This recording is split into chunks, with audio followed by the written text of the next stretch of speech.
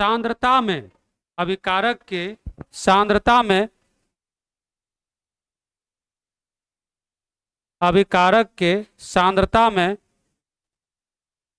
अंतर, अभिकारक के सांद्रता में अंतर एवं एवं उसमें लगे समय के अंतर के अनुपात को, उसमें लगे समय के अंतर के अनुपात को, उसमें लगे समय के, है ना, अंतर के अनुपात को औसत, औसत वेग, औसत वेग, औसत वेग कहते हैं, औसत वेग कहते हैं, औसत वेग कहते हैं। पता ना, एनसीईआरटी का नहीं है।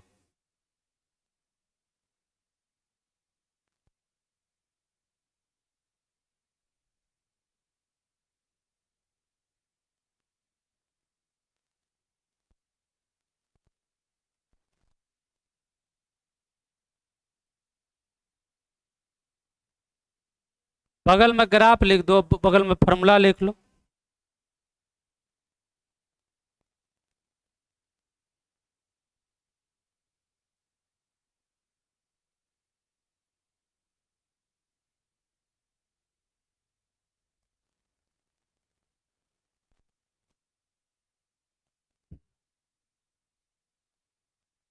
चलो कम से कम मेघ ठीक हो गया ना, नहीं तो फिर गड़बड़ हो जाता ना।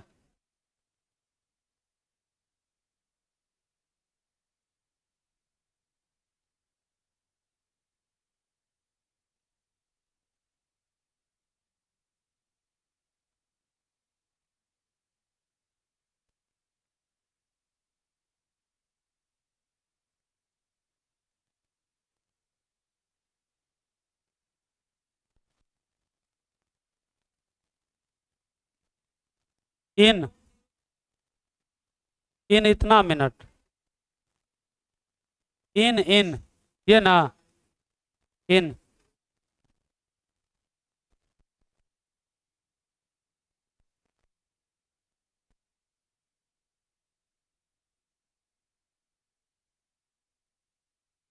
देखो क्वेश्चन में क्या है कि मिनट भी दिया हुआ है, ठीक है, तो मिनट में हम लोग बना देंगे।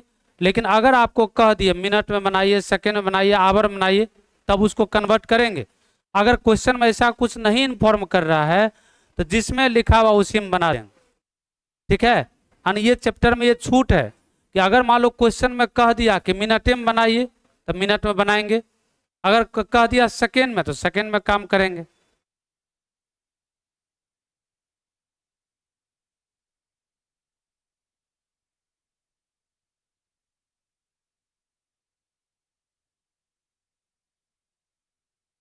बोले इसका हिंदी क्वेश्चन का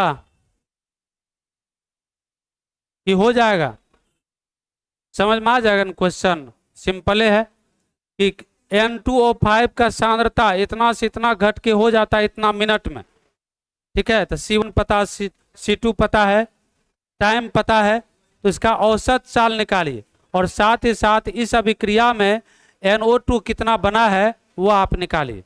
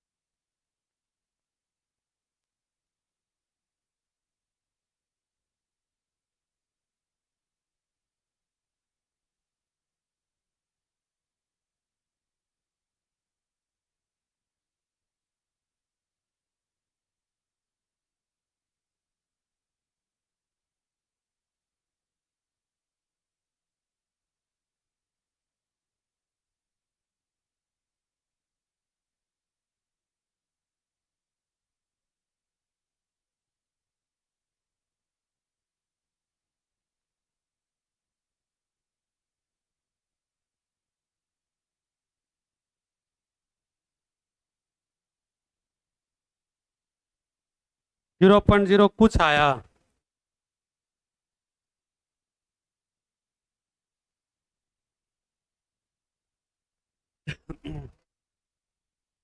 देखो बता भी देते हैं।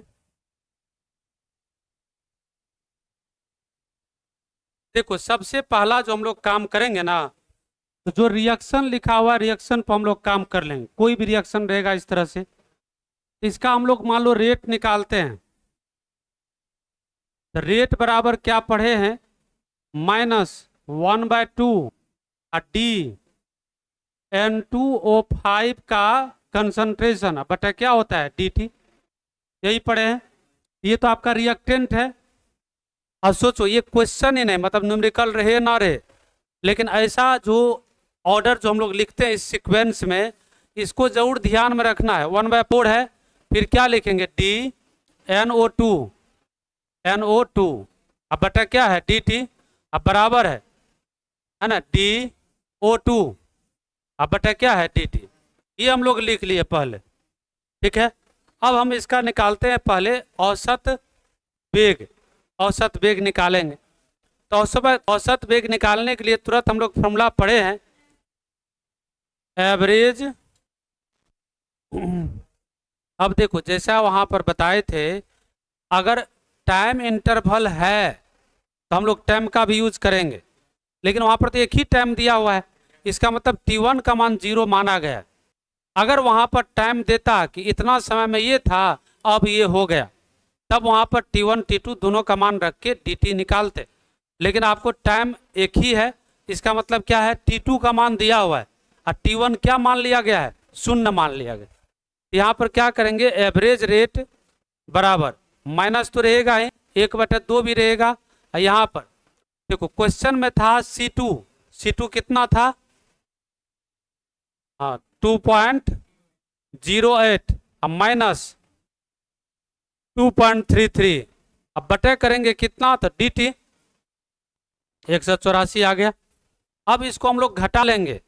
यहाँ पर देखो इसको लिखते हैं तो क्या लिख सकते हैं, इसको बनाने के लिए यहाँ पर देखो ये लाइन तो लिखने के लिए आना ही चाहिए किसी भी रिएक्शन का। तो आपको क्या करता है, क्वेश्चन में ये लिखा हुआ रहेगा और कह देगा ये बराबर होता है किसका, 4 ऑप्शन भी दिया रहेगा, तो ऑप्शन में टिक लगाना है इस तरह से, ठीक है।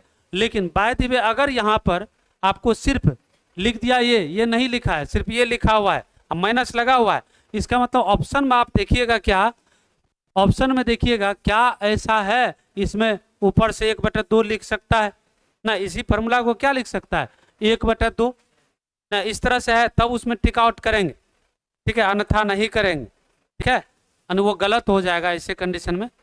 अब देखो इसी को हम लोग लिख सकते हैं, कितना लिखेंगे, -1/2 था तो 2 से गुना कर दिए यहाँ 184 को, यहाँ पर है इसको घटाएंगे तो कितना आ जाएगा 0.25, ये आ गया।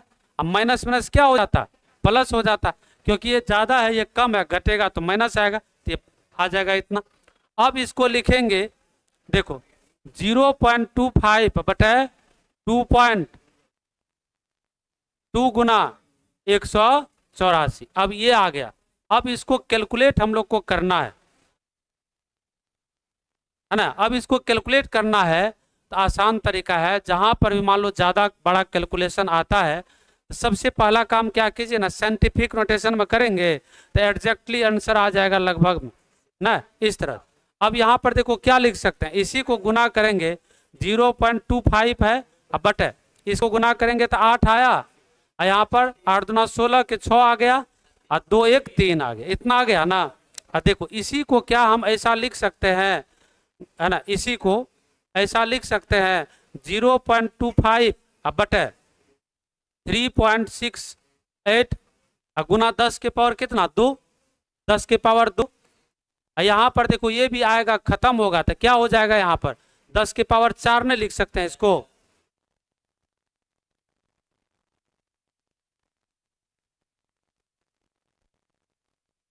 देखो इसी को हम लोग लिख सकते हैं कितना, तो औसत एवरेज रेट बराबर हम लोग क्या लिख सकते हैं, तो देखो 25 अब बटे 4 कर देते हैं ना, 25/4 कर देते हैं, और गुना 10 के पावर -4 कर दें तो कोई दिक्कत?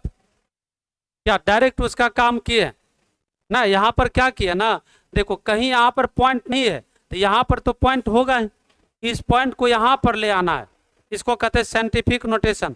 और वैसे भी आप लॉग टेबल पढ़ते हैं तो लॉग में क्या कहते हैं, चाहे पॉइंट जहाँ कहीं भी हो एक अंक के बाद पॉइंट लाना है। इसलिए आप पढ़े होंगे 11th क्लास के पहले चैप्टर में ये था कि साइंटिफिक नोटेशन, वैज्ञानिक संकेतन। तो वैज्ञानिक संकेतन में ले आएंगे ना तो आंसर तो लगभग तुरंत निकल जाएगा। इस तरह से यहाँ पर पॉइंट ले आए। अब देखो पॉइंट यहाँ पर 2 डिजिट लाएंगे तो इसी को क्या लिखते हैं हम लोग, 10 के पावर कितना लिख देते हैं, 10 के पावर 2 लिखते हैं, 0.25 बटे 3.68 गुना 10 के पावर 2 है। इस पॉइंट को जब खत्म करेंगे तो क्या आ जाएगा, यहाँ पर 100 तो और आ जाएगा तो 10 की पावर क्या आ जाएगा, 4। तो देखो यहाँ पर क्या हो गया, 4 अब हो जाएगा ना, ऊपर ले जाएंगे तो माइनस में यहाँ पर डायरेक्ट लिख दी। अब यहाँ पर देखो भागा देंगे तो क्या हो जाएगा, 6 चौके 24, 1 बटा 6 दूना 8, सॉरी 4 दूना 8, 6 दूना 8 करते हैं, 4 दूना 8 हो जाएगा। ठीक है, बच गया 2, अब 5 चौके 20 गुना 10 के पावर कितना हो गया, -4। अब इसी को हम लोग लिख सकते हैं कितना, लिख सकते हैं मोल प्रति लीटर पर मिनट, ये आ गया आंसर। हाँ ठीक है, उसको मान लिए कितना, 4 मान लिए। अब देखो तो आंसर में जरूर तौर पर ये 6 आ जाएगा, उधर आवे ना आवे लेकिन ये तो आ ही जाएगा। ठीक है, तो ये आपका आंसर है। ये निकल गया क्या चीज हम लोग का, तो दर निकला, औसत दर निकला। लेकिन निकालना क्या चीज है हम लोग का, तो NO2 का फॉर्मेशन कितना हुआ, यानी इस अभिक्रिया में NO2 बना कैसे। तो देखो क्या बोले, ऊपर नहीं समझ में आया, कौन वाला बोलो, ये वाला। अच्छा ठीक, उसी को फिर बताते हैं। देखो जैसे जो रिएक्शन में लिखा रहेगा, ये फर्स्ट दिन बताए थे, जो भी रिएक्शन में लिखा हुआ है यहाँ पर देखो लिखते हैं तो क्या लिखे हैं, 2N2O5 है बराबर है 4NO2 अब बराबर है कितना, O2। हाँ अरे बराबर दो या तीर दो, मतलब केमिस्ट्री में एरो का मतलब ही बराबर होता है। ठीक है, लो इक्वल है ना, है लो राम, ठीक ठीक है, ये बराबर है, मतलब इसको कहते हैं इररिवर्सिबल रिएक्शन। हाँ नहीं इररिवर्स। अब देखो ये अभिक्रिया है, यही ना क्वेश्चन में लिखा हुआ था ना, ये लिखा हुआ था। अब इस अभिक्रिया में उसके दर को लिखेंगे, तो दर को लिखने का तरीका है ये, देखो दर का लिखने का तरीका क्या है, यहां पर देखो ये रिएक्टेंट है, यहां पर कोफिशिएंट कितना है, 2 है, तो यहां पर लिखते हैं 1/2 लिख देंगे। ये अभिकारक है तो यहां पर लिखते हैं इसका रेट बराबर, अभिकारक है तो अभिकारक में माइनस लगाते हैं।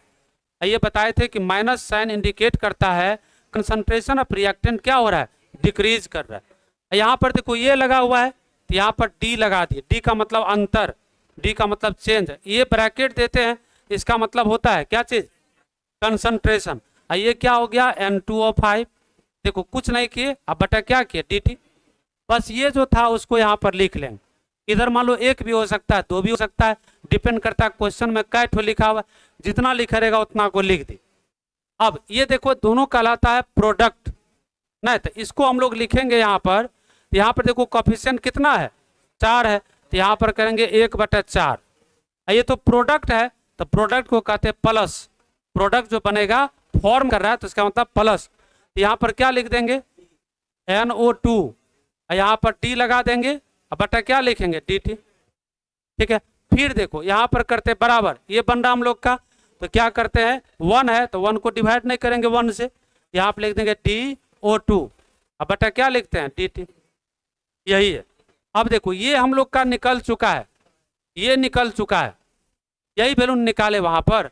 अब निकालना ये फॉर्म कितना करेगा, तो यहाँ पर देखिए यही तो बराबर उसका है, तो यहाँ पर क्या करेंगे क्वेश्चन में लिख देंगे क्या 1/4 NO2 का सांद्रता अब बटा dt, अब बराबर कितना है, इसका मान हम लोग निकाले 6.25 गुना 10 के पावर कितना है -4।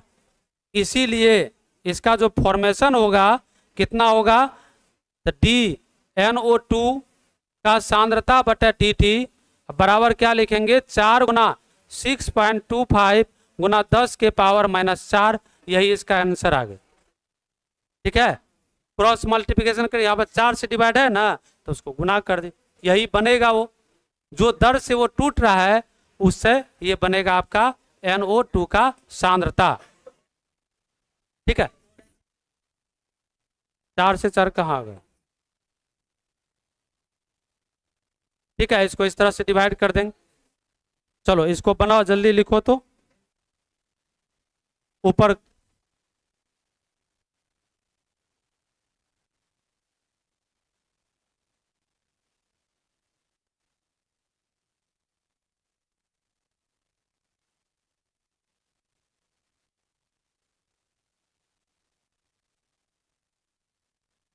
ये देखो, जो रिएक्शन लिखा रहेगा ना इसको लिखना तो जानना ही है। न्यूमेरिकल ये रहा न रहे, लेकिन ये जरूर इस तरह से आपको क्वेश्चन में रहता है।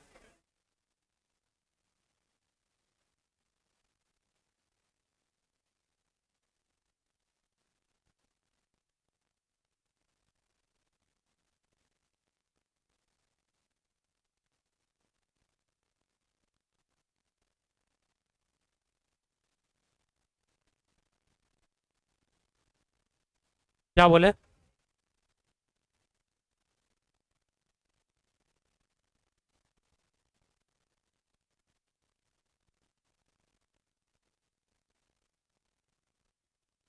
हाँ क्या बोलो बोलो।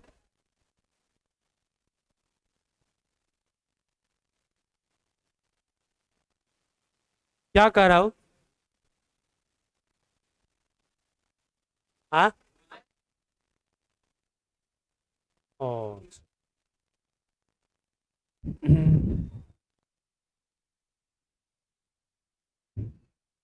-0.25 आएगा घटा के। ठीक है, अब माइनस यहाँ पर भी, अब माइनस वो भी आएगा, तब माइनस माइनस प्लस 7, कोई बात नहीं, 6 आया ना, वो अप्रोक्सीमेट माने इसीलिए।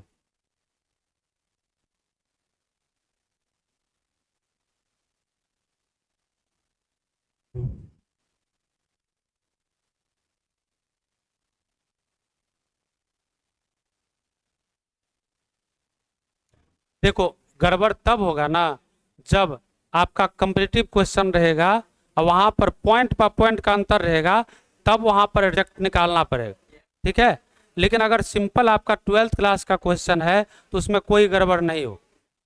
ठीक है, ऊपर करें।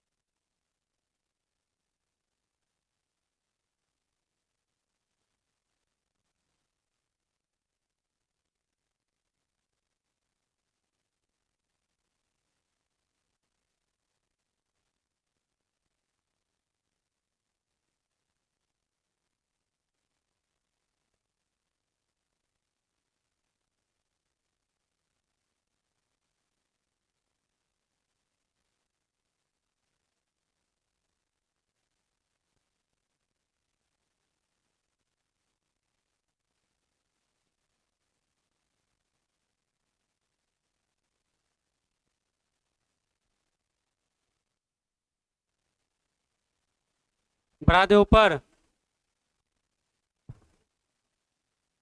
ना, ये वाला ना, ये वाला तो ऊपर लिखबे किए थे, फिर नहीं लिखना, ऊपर कर दे।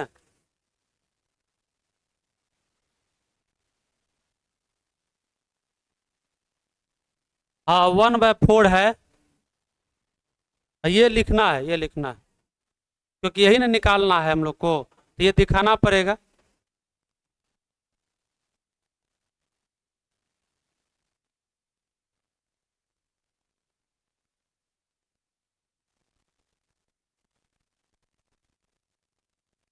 To to.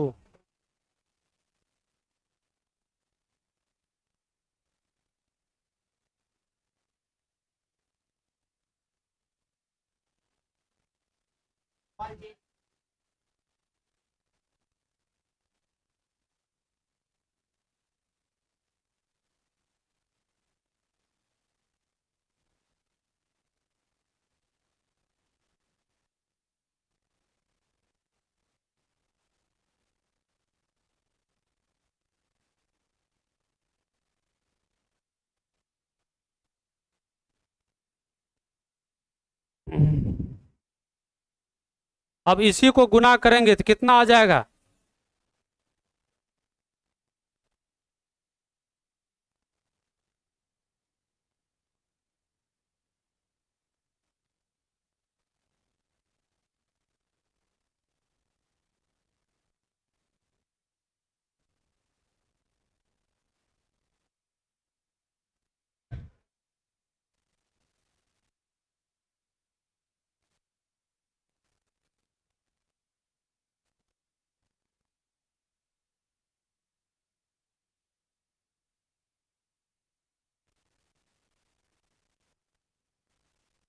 ठीक है, हो गया है।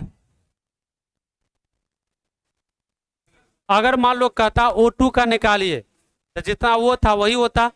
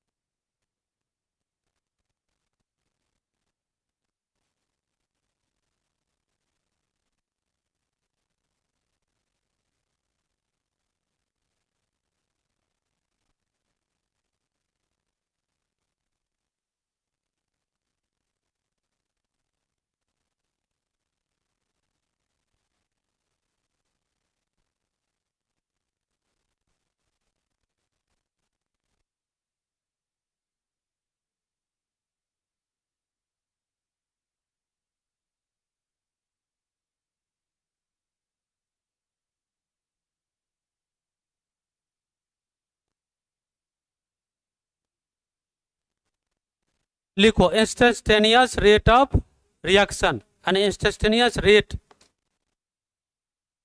Instantaneous rate.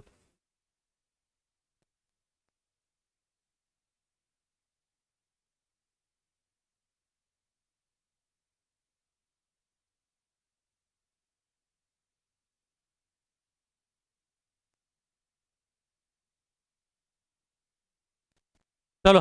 हाँ, काट दिया है। हाँ,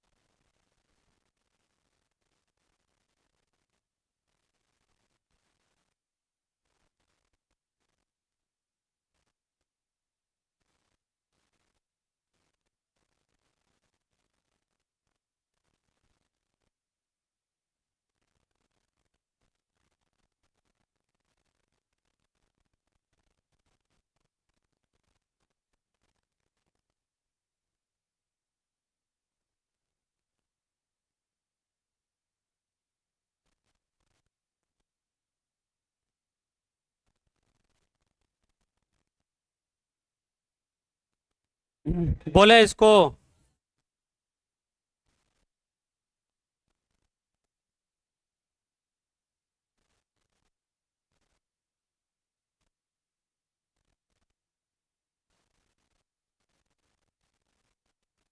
बोले इसका हिंदी।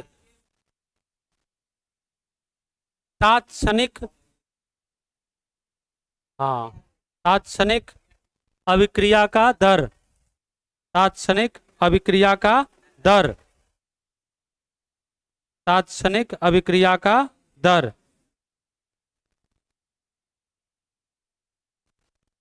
इसमें लिखो, जब अभिक्रिया का दर, तात्क्षणिक अभिक्रिया का दर, है ना, लिखो, जब अभिक्रिया का दर, तात्क्षणिक नहीं लिखा गया, इस तरह से लिखो, लिखा गया ना।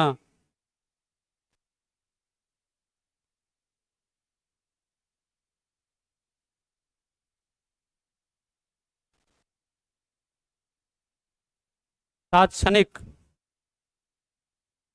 लिखो, जब अभिक्रिया का दर, जब अभिक्रिया का दर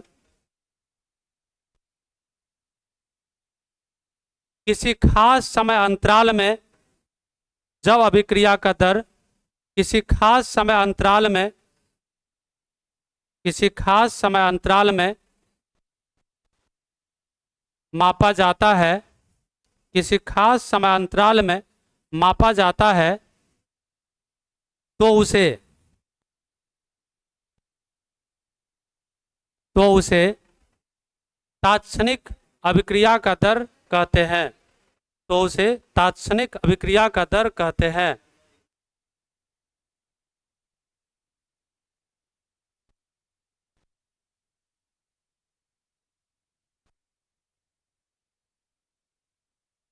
तात्क्षणिक अभिक्रिया का दर कहते हैं।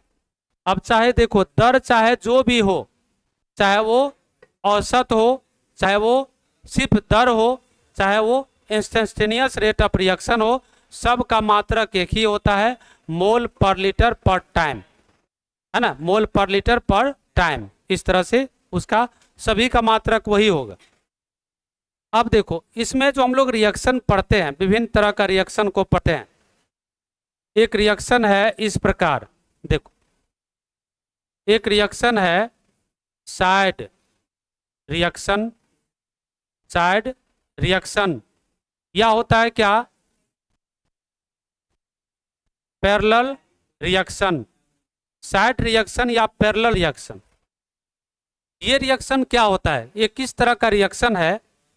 देखो, जैसे मान लो यहाँ पर ए है और ये ए टूट रहा है, बना रहा है बी, और ए टूट रहा है, बना रहा है सी। यानी ऐसा यूनिवर्स में बहुत सारे अभिक्रिया होता है जो एक साथ कई काम, कई प्रोडक्ट का निर्माण करता है। लेकिन हम लोग के ऊपर डिपेंड करता है कि कंसीडर किसको करते हैं ना, वही चीज वैलिड होता है। जैसे मान लो ये दो प्रोडक्ट बना रहा है, ए और बी बना रहा है, लेकिन ये बन रहा है कितना, तो 90%, लेकिन ये बन रहा है कितना प्रतिशत, तो उसके रिस्पेक्ट में 10%। तो कंसीडर क्या करते हैं, जो ज्यादा मात्रा में बना रहा है उसको कंसीडर करके हम लोग लिख देते हैं ना। देखते हैं क्या होता है कि एक स्टूडेंट बहुत सारा काम करता है, बहुत सारा स्टूडेंट को देखते हैं जो थोड़ा सा कमजोर रहता है, पुअर रहता है मतलब, तो वो क्या करता है कि सुबह सुबह क्या करेगा, सवेरे सवेरे पेपर बेच लेगा 10 बजे तक ना, उससे जो इनकम आया वो अपना पढ़ने में खर्च कर लिया ना। तो भर दिन तो उसके पास समय समय, पेपर तो 10 बजे पहले लोग बेच देता है, इसका मतलब वो काम हो जाता है। कुछ ऐसा भी करता है जो साइड बिजनेस ना, कुछ और काम कर रहा है। तो मतलब क्या, एक साथ कई वर्क होता है, लेकिन कर क्या है, जो उसका मेजर क्या है, मेजर पर कंसिडर करते हैं। अगर मान लो इसका रेट कांस्टेंट K1 है, तो इसका क्या मान सकते हैं, K2 मान सकते हैं।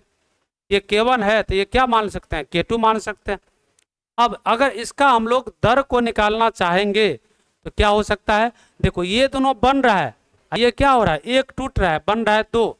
तो हम लोग क्या जानते हैं यहाँ पर, तो रेट, रेट बराबर क्या जानते हैं, माइनस dx बटा क्या होता है, dt। चेंज होता है किसका, तो ये ए का कंसंट्रेशन को कंसिडर किए तो इसका रेट होगा यही।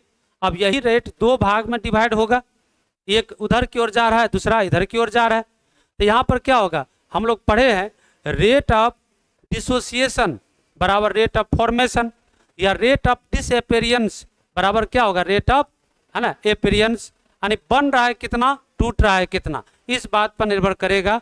इसीलिए इसका जो रिजल्ट होगा, जैसे मान लो यहाँ पर रेट को कैलकुलेट करते, इसका कंसंट्रेशन में चेंज आता है तो माइनस तो प्लस में तब्दील हो जाता। तब देखते हैं क्या, ये जो होगा dx बटा dt बराबर क्या होगा, dy बटा dt, अब प्लस होगा क्या, dz बटा dt, ये लिख सकते हैं। यहाँ पर क्या किए, इसका फॉर्मेशन का रेट मान लिए dx बटा dy, इसका फॉर्मेशन का रेट मान लिए dz बटा dt। इस तरह से हम लोग कह सकते हैं। तो क्या होगा, जो ये इसका कुल दर जो होगा इसके दर के बराबर हो जाएगा। तो ऐसा रिएक्शन कहलाता है क्या, पैरेलल रिएक्शन, या इसको कहते हैं हम लोग क्या चीज, साइड रिएक्शन। यानी अगर मान लो इसको हम लोग डिफाइन करना चाहें तो कहते हैं यदि एक ही समय में दो या दो से अधिक इंडिपेंडेंट रिएक्शन हो रहा हो, है ना, एक ही समय में दो या दो से अधिक इंडिपेंडेंट रिएक्शन हो रहा हो, अभिक्रिया हो रहा हो, तो ऐसा रिएक्शन कहलाता है साइड रिएक्शन। ऐसे रिएक्शन को कहते हैं साइड रिएक्शन। यानी हम लोग इसको लिख सकते हैं, देखो इसको लिख सकते हैं,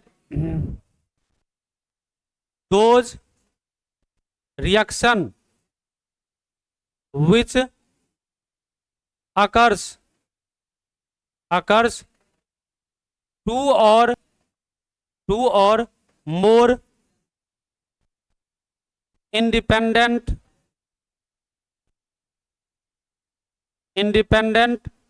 reaction in one time is called side या पैरेलल रिएक्शन। यानी ऐसा रिएक्शन को हम लोग कह देंगे साइड रिएक्शन, या क्या कहेंगे, पैरेलल रिएक्शन। इसको हम लोग कह देते हैं साइड रिएक्शन, या क्या कह देंगे, पैरेलल रिएक्शन। यानी इसको दिमाग में रखेंगे, साइड रिएक्शन या पैरेलल रिएक्शन। एक ही समय में जब दोनों प्रकार का काम या अधिक प्रकार का काम करना स्टार्ट कर दे तब उसको क्या कहते हैं, साइड रिएक्शन या पैरेलल रिएक्शन। इसी प्रकार देखिए इसमें कह सकते हैं वैसा रासायनिक अभिक्रिया जो एक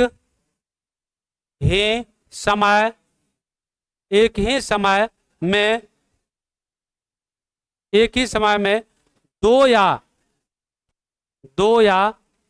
अधिक स्वतंत्र अभिक्रिया करता हो तो उसे समांतर अभिक्रिया कहते हैं। तब उसको समांतर अभिक्रिया हम लोग क्या कहेंगे, है ना, कि एक ही समय में दोनों तरह का रिएक्शन हो रहा है या अधिक तरह का रिएक्शन हो रहा है, दो भी हो सकता है, तीन भी हो सकता है, तो ऐसा अभिक्रिया कहलाता है हम लोग का समांतर या साइड रिएक्शन कहलाता है। तो मतलब, हाँ बोलो, हाँ काहे न करेगा, निश्चित करेगा।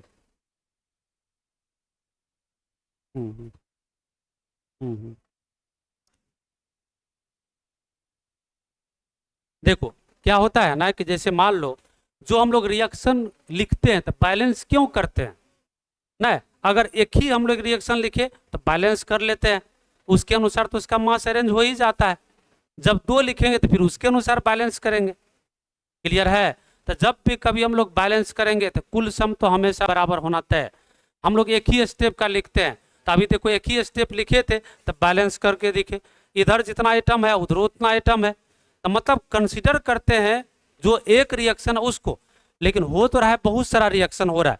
जैसे नेचर में ऐसा थोड़े है कि नाइट्रोजन सिर्फ ऑक्साइड बना रहा है, बहुत सारा चीज बना रहा है, लेकिन हम लोग कंसिडर करते हैं कि चलो ऑक्साइड बनेगा इजी वे में, वहां पर अगर उस तरह का सफिशियंट अमाउंट ऑफ एनर्जी आ जाए तो वहां पर वो क्या कर सकता है आपका, तो वो ऑक्साइड बना सकता है या नाइट्रेट बना सकता है या उसका सॉल्ट बना सकता है इस तरह। ठीक है, तो बैलेंस अगर नहीं करेंगे तो नहीं होगा। ठीक है, बैलेंस करेंगे तो होगा निश्चित तौर। ठीक है, तो पहले सबसे पहले ये डिफिनेशन लिखो, नीचे का है करें हेडिंग, यहाँ पर तो है ही है, ये हेडलाइन करो ना,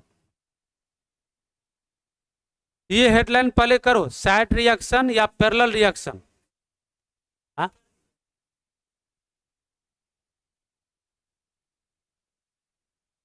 अरे मतलब देखो क्या हम कहना, लो नीचा कर, है ना, देखो ये जो खाली हेडलाइन पहले करो, तब फिर डिफिनेशन करना है, तब उसके नीचे एग्जाम्पल देना है, इसीलिए बोल लेते नीचे, पहले डिफिनेशन के बाद तब एग्जाम्पल।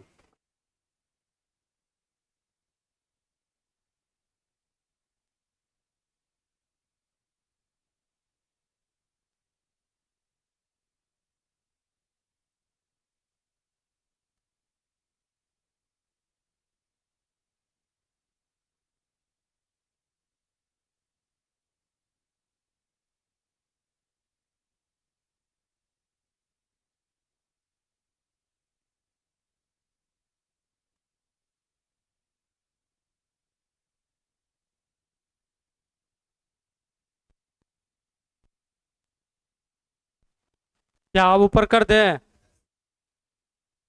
पहले जो है ना, पहले आपको क्या करना है डिफिनेशन, तब उसके नीचे में एग्जाम्पल दे दीजिए।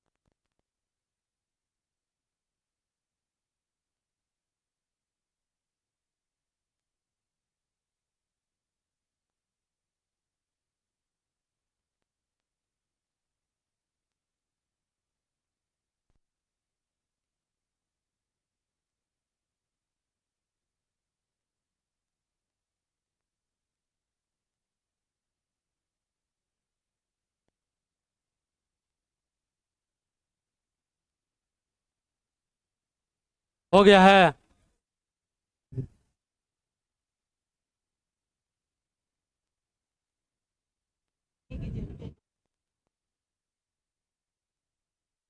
हिंदी वाला लिख रहा है, लिख।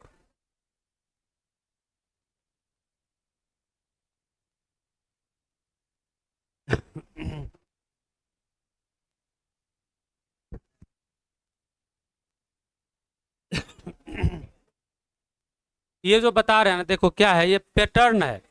अब जैसे सोचो कि यही चीज है, अभी आपको इसका वेरिफिकेशन नहीं कर रहे हैं, अभी तो खाली वैसे शॉर्ट में बता दिए बात, लेकिन इसका क्या होता है ना कि,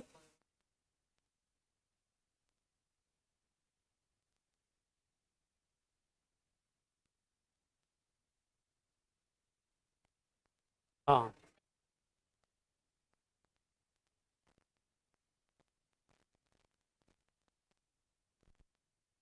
करे अब नीचे, हाँ देखो, जैसे यहां पर ये पैटर्न बताए, ये जैसे आपको पढ़ना नहीं है, अब इसी का अगर हम लोग फिर से निकालते हैं फर्स्ट ऑर्डर की तरह, जो प्रूफ करेंगे हम लोग फॉर्मूला, तो उसके तरह से यहाँ पर K1 का मान निकलेगा, K2 का मान निकलेगा, फिर दोनों को ऐड करेंगे तब इसका रेट निकल जाएगा। ठीक है, तब इसका रेट निकलता है, लेकिन उतना सारा जो प्रूफ करेंगे तो कम से कम वो प्रूफ करने में 4 पेज कम से कम मिनिमम अब वो लिखना भी नहीं है, मात्र आपको 2 ऑर्डर पढ़ना है। पढ़ेंगे हम लोग सब तरह की बात को देखेंगे, लेकिन 2 ऑर्डर को बिल्कुल दिमाग में रख ही लेना है। एक होगा आपका क्या चीज, तो 0 ऑर्डर रिएक्शन और दूसरा फर्स्ट ऑर्डर रिएक्शन। 2 ही क्वेश्चन है जो कि ज्यादातर पूछा गया है हमेशा। देखते एक साल छोड़ दिया तो दूसरा साल जरूर पूछ दिया। माइनस माइनस प्लस में हो जाएगा, नहीं समझे? जैसे देखो, इसका जब हम दर फाइनली निकाल लेते हैं, तो फाइनली निकालेंगे तो क्या, अभी तुरंत हम लोग फॉर्मूला पढ़े थे, तो x2 और माइनस x1, तब माइनस वैल्यू आता है ना, तब माइनस माइनस क्या हो जाएगा, प्लस हो जाएगा। इसे डायरेक्ट उसका रिजल्ट लिखे हैं। इसका जो दर होगा वही बराबर किसका हो जाएगा, वो दोनों के सम के बराबर होगा। चाहे आपका कोई भी तरह का रेट हो, हमेशा फॉर्मूला जो मात्रक है वही होगा, क्या चीज, मोल पर लीटर पर टाइम।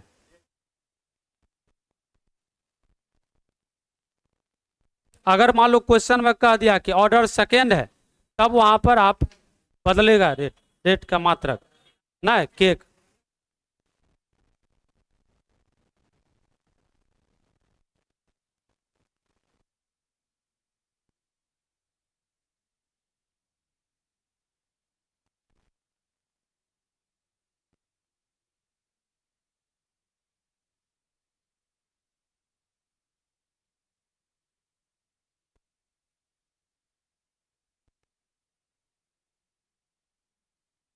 ठीक है, हो गया है।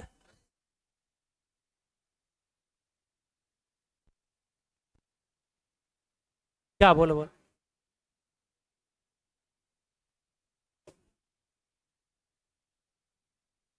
अरे यहाँ पर K1 K2 माने है ना, उसी तरह से यहाँ पर जो A आपका टूटा, तो A के लिए हम X माने, और Y B जो बना तो B के लिए Y माने, और जो आपका C बना तो C के लिए Z माने। ठीक है, तो उसका रेट का पता चल जाएगा।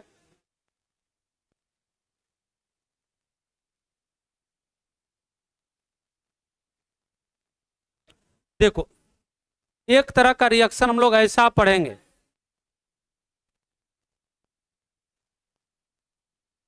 अपोजिंग रिएक्शन, अपोजिंग रिएक्शन ना, या इसी को कहते हैं, क्या कहते हैं, रिवर्सेबल रिएक्शन। इसी को कहते हैं रिवर्सेबल रिएक्शन। इसको अपोजिंग रिएक्शन या क्या कहते हैं, रिवर्सेबल रिएक्शन, यानी इसको कहते हैं उत्क्रमणीय अभिक्रिया। तो देखो फिर इसका पहले एग्जाम्पल देखो, जैसे इस प्रकार का अभिक्रिया में हम लोग क्या पढ़े हैं कि जैसे अगर मान लो A है, तो A बनाता है B को, B बनाता है, अब फिर B क्या बना जाएगा, A को बनाएगा। जब ऐसा हो तो ये भी आप पढ़ते हैं, 2 तरह का होता है। अब देखो, जैसे आप 12th क्लास में हैं, तो जनरली क्या होता है, 11th क्लास की कुछ बातें तो हमेशा आते रहता है ना, जैसे यहाँ पर भी आया है। यहाँ पर क्या है, रिवर्सेबल है। रिवर्सेबल रिएक्शन मतलब इक्विलिब्रियम ना, रिवर्सेबल जहाँ कहीं भी यूज होता है तो इसका मतलब इक्विलिब्रियम की बात करते हैं। और यहाँ पर देखो क्या होगा आपका, अगर मान लो इसका कंसंट्रेशन शुरुआत में A है ना, इसी तरह से हम लोग माने थे, इसका मान लेते हैं क्या, इनिशियल, इनिशियल कंसंट्रेशन इसका A है, तो इसका उस वक्त क्या होता है, 0 होता है। फिर देखो, अगर आपका after T time, after T time, T time कुछ समय के बाद अगर इसमें से x घटाते हैं, तो यहां पर क्या बनता है हम लोग के पास, x बनता है ना, यही होता है। अब यहां पर देखते हैं, इक्विलिब्रियम पर जब पहुंचते हैं तो क्या होता है, a माइनस एक्स, ये कितना बन जाएगा, x बनेगा। तब यहां पर ये क्या कहना है, इसके लिए देखो, जैसे आपको बताए अभी ये आपका डिफिनेशन दी है रेट लॉ में, तो क्या के किसी भी रिएक्शन में अभिकारक के सांद्रता के समानुपाती होता है दर, यानी दर जो होता है उसके सांद्रता के समानुपाती होता है, यही हम लोग पढ़े हैं। तो क्या करते हैं, इसका जो दर होगा, तो इसका दर क्या हो जाएगा, इसका दर लिखेंगे समानुपाती है किसका, ए माइनस एक्स का ना। अरे यार देखो, इसका जो दर होगा ये क्या होगा, इसके सांद्रता के समानुपातिक, और इसका जो दर होगा ये क्या हो जाएगा, ये समानुपातिक किसका होगा, एक्स का। क्योंकि यहां पर जो बचे हुए सांद्रता है और वहां जो निर्मित सांद्रता है उस पर इसका अभिक्रिया का दर निर्भर करेगा। मतलब यहां पर ये कहेंगे, अब देखो इसके लिए अगर काम करते हैं तो हम लोग क्या जानते हैं रेट लॉ के अनुसार, तो यहां पर रेट बराबर होगा क्या, के वन इंटू ए माइनस एक्स, यही लिखेंगे। और यहां पर क्या होगा, रेट बराबर के टू एक्स, यही होगा, के टू एक्स होगा। इसका होगा इतना, इसका होगा इतना, लेकिन दोनों क्या है, एक ही रिएक्शन है, एक रिवर्सेबल रिएक्शन है। मतलब उत्पाद का बनना, प्रतिफल का बनना, दोनों लगातार कंटिन्यूसली चल रहा है। जैसे आप देखते हैं बर्फ है, पानी है, पहले लिक्विड था, लिक्विड को आप आइस बना दिए, अब फिर आइस को क्या कर रहे हैं, लिक्विड बना रहे, लगातार चलता रहेगा ये काम, सिर्फ टेम्परेचर का फेरा रहेगा, ये कभी समाप्त होने वाला नहीं होता है। जो इस तरह का रिएक्शन होता है कभी समाप्त नहीं होता है। लेकिन जब हम कह देते हैं क्या, इक्विलिब्रियम पर पहुंच गए, तो वैसे कंडीशन में कंसंट्रेशन लगभग दोनों का बराबर हो जाता है ना, तो प्रोडक्ट और रिएक्टेंट दोनों का कंसंट्रेशन बराबर हो जाता है, इस प्रकार से होता है। अब यहां पर हम लोग अगर नेट रेट ऑफ रिएक्शन निकालते हैं, तो रेट बराबर हम लोग क्या जानते हैं, इसमें रेट बराबर जानते हैं क्या, डी एक्स बटा डी टी, ये इसका रेट है। तो ये बराबर क्या हो जाएगा, तो के वन ए माइनस एक्स, इसमें माइनस करते हैं क्या, के टू एक्स, इसको घटाते हैं, ठीक है। क्योंकि ये क्या हो रहा है, यहां पर ये जो आपका बन रहा है या टूट रहा है या जितना प्रेजेंट है, यहां पर ये तो बन रहा है, तो बन रहा है तो इसका मतलब क्या होगा, इसके सांद्रता में से जो इसका सांद्रता घट जाए, इसका मतलब उतने न बचा रहेगा उसका, इसका मतलब नेट रेट इस तरह से हो जाएगा।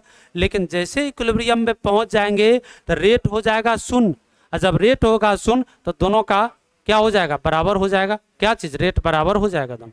अगर शून्य हो गया तो क्या होता है, कोई भी अभिक्रिया इक्विलिब्रियम पर नहीं पहुंचता है तुरंत, ना उसको पहुंचने में वक्त लगता है। तब पहले वो टूटेगा, फिर वो बनेगा, जब उसका सांद्रता बढ़ जाएगा तब फिर इधर की ओर होना शुरुआत करेगा, फिर धीरे धीरे धीरे धीरे उस दोनों का सांद्रता लगभग बराबर हो जाएगा। और जिस समय बराबर हो गया तो कहते हैं उस समय इक्विलिब्रियम में आ गया। तो इक्विलिब्रियम क्या है, एक स्टेज है, एक स्टेज है रिएक्शन का, यानी वो एक पॉइंट है जिस पॉइंट पर आके वो दोनों का सांद्रता बराबर होता है, यानी हमेशा बराबर नहीं रहता है, रिवर्सेबल रिएक्शन है लेकिन ऑलवेज बराबर नहीं होता है, ठीक है। तो सबसे पहले आप क्या कीजिए, हेडलाइन कीजिए, हेडलाइन कीजिए अपोजिंग रिएक्शन या रिवर्सेबल रिएक्शन, अपोजिंग रिएक्शन या रिवर्सेबल रिएक्शन।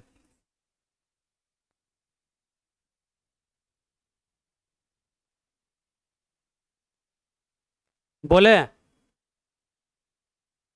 लिख दें,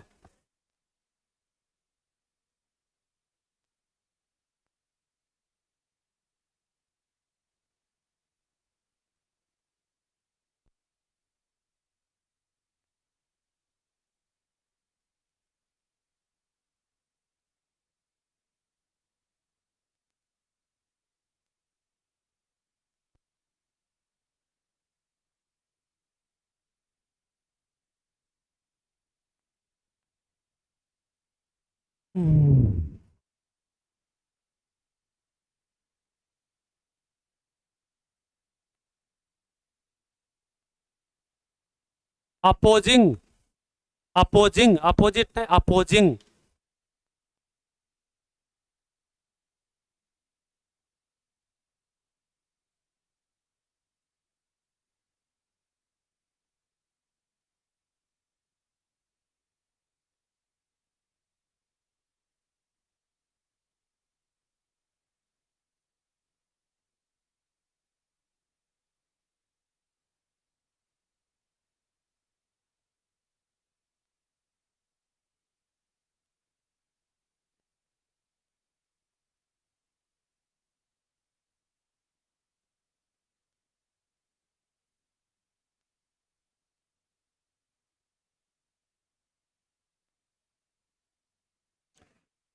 देखो यहां तक जो लिखे हैं वो डायरेक्शन लिखे हैं, और उसके बाद का कहानी देखो ये कि ये reactant convert into original reactant.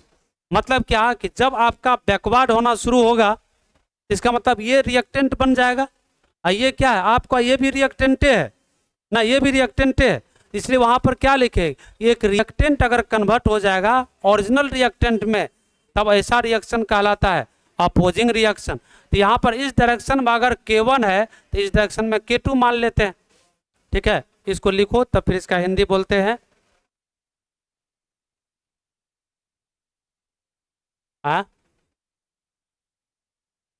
क्यों नहीं है, ओ है अपोजिंग।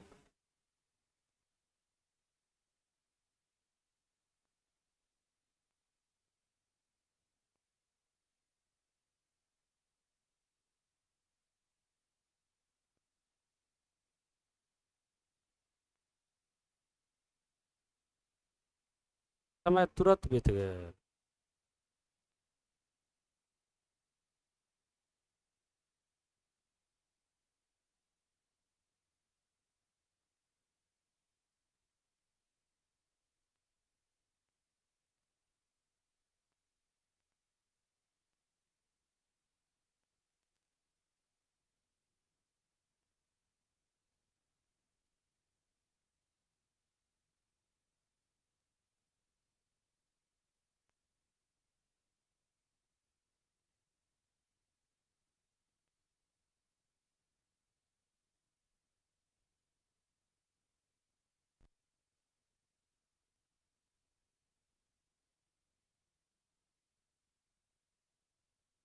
बोले, हाँ हाँ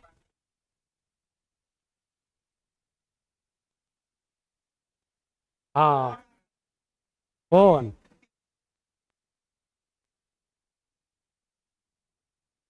बोले क्या, हिंदी बोले। लिखो वैसा रासायनिक अभिक्रिया, वो उत्क्रमणीय अभिक्रिया। लिखो वैसा रासायनिक अभिक्रिया जो, वैसा रासायनिक अभिक्रिया जो दोनों दिशा में होता हो, या अभिकारक, या अभिकारक, या अभिकारक का परिवर्तन, अभिकारक का परिवर्तन मूल अभिकारक, अभिकारक का परिवर्तन मूल अभिकारक, मूल अभिकारक में होता हो, मूल अभिकारक, ओरिजिनल मतलब क्या हो गया, मूल अभिकारक में होता हो, उसे,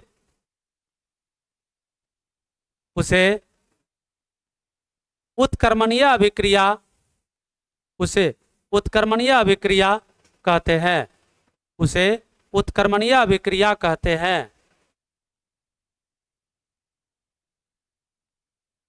उसे उत्कर्मणीय अभिक्रिया कहते हैं।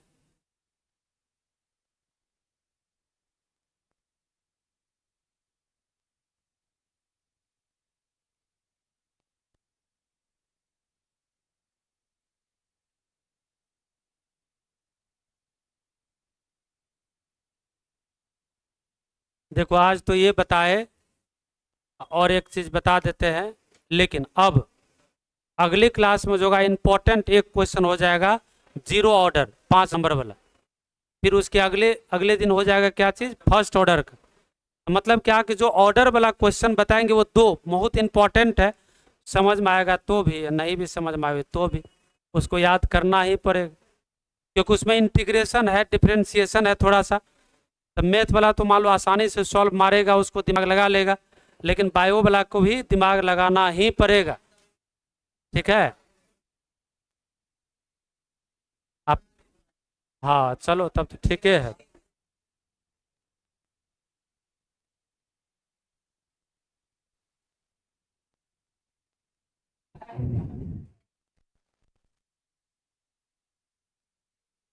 लिखो, इसको लिखो जल्दी।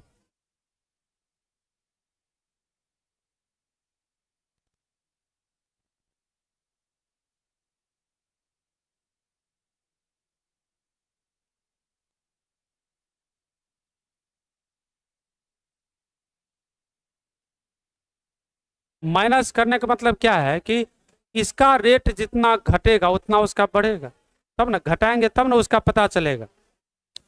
जैसे ये बोले कि मान लो 10 रुपया मेरे पास है, इसी से प्रोडक्ट भी बनना है ना, तो वहां पर प्रोडक्ट बना तो इसी से बना है, तो कितना बना उसको घटाएंगे तब ना इसका रेट पता चलेगा।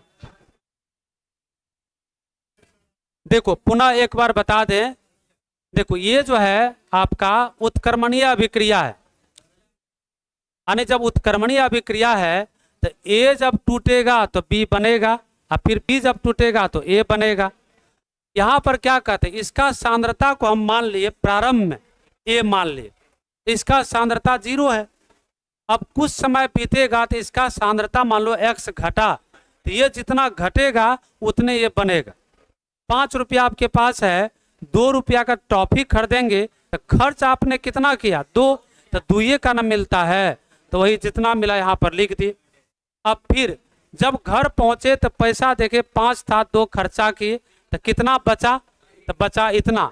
अब अगले दिन का जो काम होगा, जो बचे हुए पैसा उसी का न खर्च करेंगे, तो वही बात है यहाँ पर, ये इक्विलिब्रियम पर आए तो ये सांद्रता है और उसका सांद्रता ये है।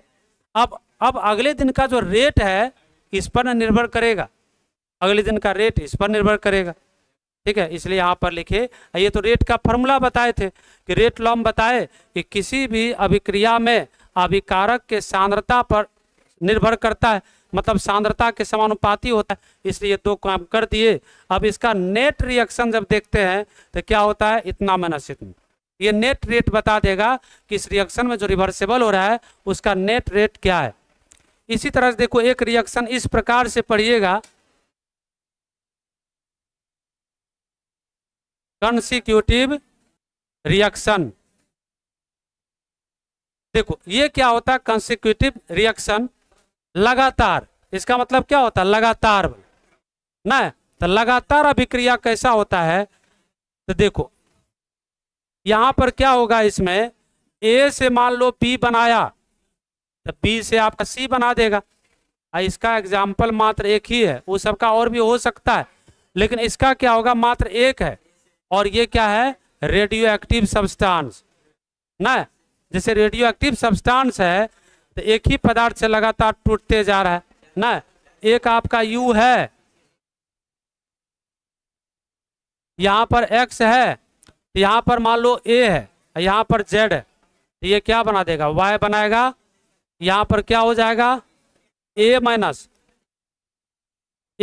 4 और यहां पर Z माइनस 2, ये बन सकता है ना। जैसे X नाम का कोई रिएक्टेंट है, एलिमेंट है, अगर ये टूटेगा तो क्या होता है, रेडियो एक्टिव सब्सटेंस में अल्फा बीटा गामा 3 किरणें निकलता है, तो अगर एक किरण निकलेगा तो ये नया प्रोडक्ट बनेगा।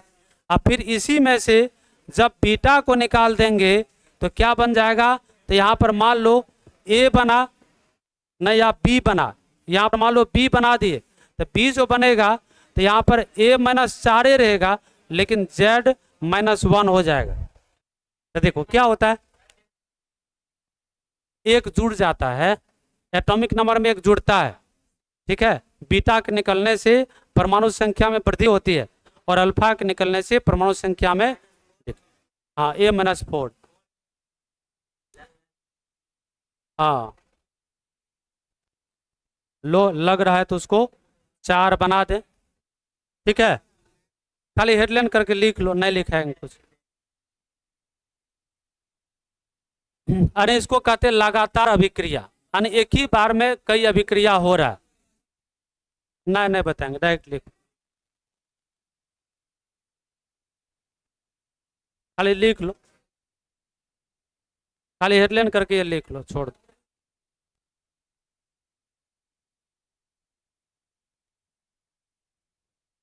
ठीक है, देखो आज जितना बताए उसको थोड़ा ध्यान में रखेंगे। टाइप पैटर्न है ये आपको पूछेगा नहीं, ठीक है, लेकिन पैटर्न है, उस पैटर्न को थोड़ा दिमाग में रखेंगे।